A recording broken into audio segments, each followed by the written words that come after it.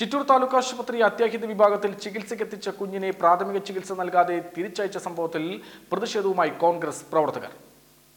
DCC vice president Sumesh അച്യുതന്റെ നേതൃത്വത്തിലെത്തിയ പ്രവർത്തകർ താലൂക്ക് ആശുപത്രി സൂപ്രണ്ടിന്റെ ഓഫീസിലെത്തി പ്രതിഷേധമറിയിക്കുകയും വിവരങ്ങൾ തിരക്കുകയും ചെയ്തു.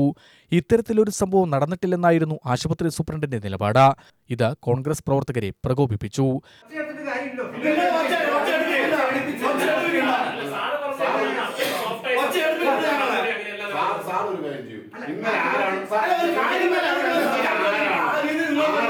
ഇവിടെ ആ കുട്ടിക്ക് OP ടിക്കറ്റ് എടുത്തിട്ടുണ്ടോ? ഇതൊന്നും അന്വേഷിക്കും. അവര് വരുമ്പോ നിങ്ങൾ അത് എന്താ നിങ്ങളുടെ പ്രശ്നം പറയൂ, നമുക്ക് അന്വേഷിക്കാം. അതിന് വിട്ടിട്ട് നിങ്ങൾ എന്തൊക്കെയാ സംഭവം നടന്നിട്ടില്ല എന്ന് പറഞ്ഞാൽ എന്റെ ശ്രദ്ധയിൽപ്പെട്ടിട്ടില്ല. ബുധനാഴ്ചയാണ് ആക്ഷേപത്തിനാസ്പദമായ സംഭവം നടന്നത്. കണക്കമ്പാറ സ്വദേശിയുടെ 14 ദിവസം മാത്രം പ്രായമുള്ള കുഞ്ഞിനെ ബാത്റൂമിലെ വെള്ളത്തൊട്ടിയിൽ വീണ നിലയിൽ കണ്ടെത്തുകയും അയൽവാസികളും അമ്മയും ചേർന്ന താലൂക്ക് ആശുപത്രിയിൽ എത്തിക്കുകയും ചെയ്തിരുന്നു.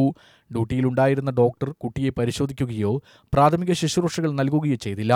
അതിനുപകരം ജില്ലാശുപത്രിയിലെ മറ്റേതെങ്കിലും ശിശുരോഗ വിദഗ്ധനെയോ കാണിക്കാനാണ് ആവശ്യപ്പെട്ടത്. ഇതോടെ ഇവർ കുട്ടിയെയും കൊണ്ട് വെളിയോടിയിലെ സ്വകാര്യ മെഡിക്കൽ കോളേജിലെത്തി പ്രാഥമിക ചികിത്സ നടത്തേണ്ടി വന്നു. ഇതിനുശേഷമാണ് ജില്ലാശുപത്രിയിൽ എത്തിച്ചത്.